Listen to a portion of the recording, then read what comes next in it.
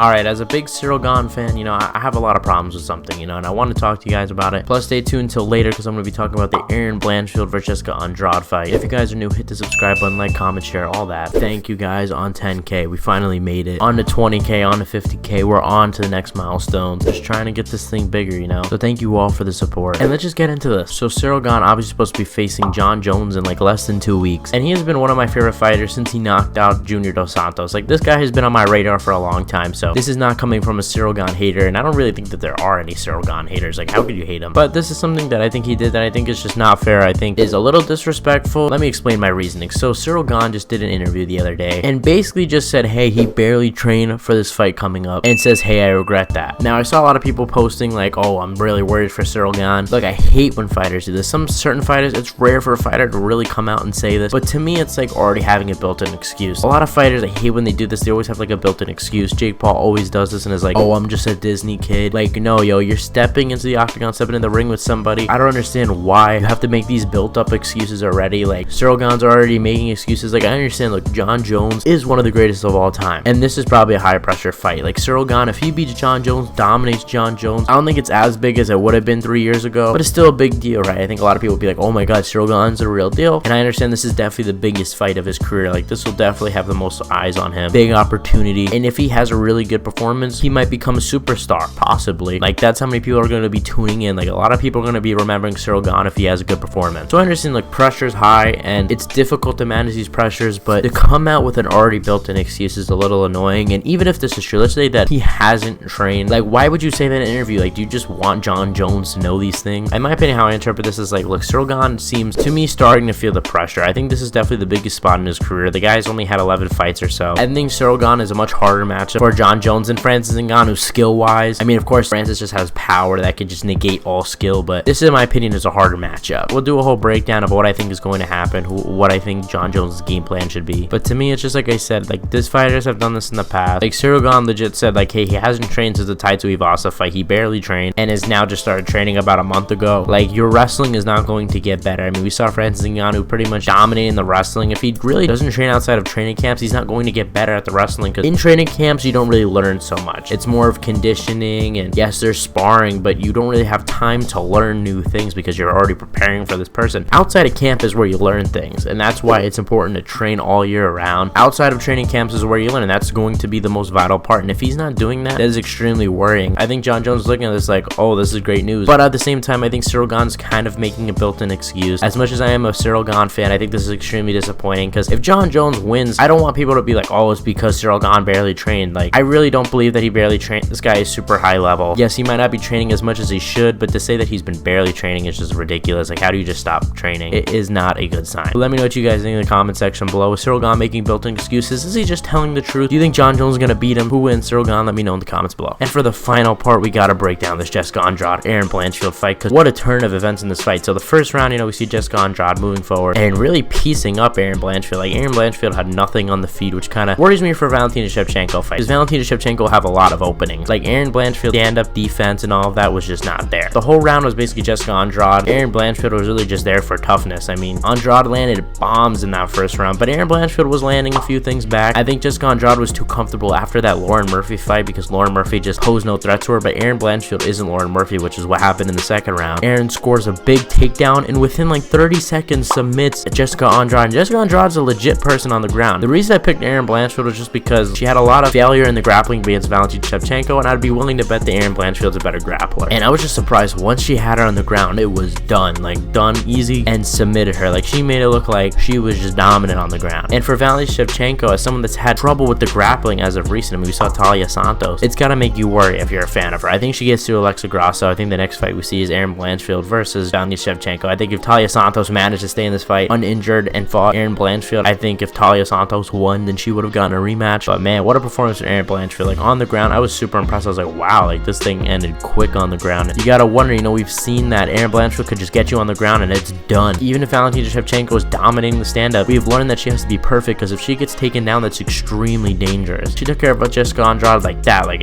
easy. And to be fair, yes, Valentina Shevchenko did dominate Jessica Andrade on the ground, so maybe it won't be a problem for her, but we're gonna see. I can't wait to see what's up with Jessica Andrade next. Hopefully she gets a 115-pound title shot, fights Zhang Weili. I don't think it should happen. Maybe just another fight at 115. 15. But we're gonna have to see. That's who I think I would match her up. I think I would match her up with a top girl in the division. Let me know what you guys think. Comment questions for the Q&A on Thursday, every Thursday Q&A, and I'll see you guys in the next one.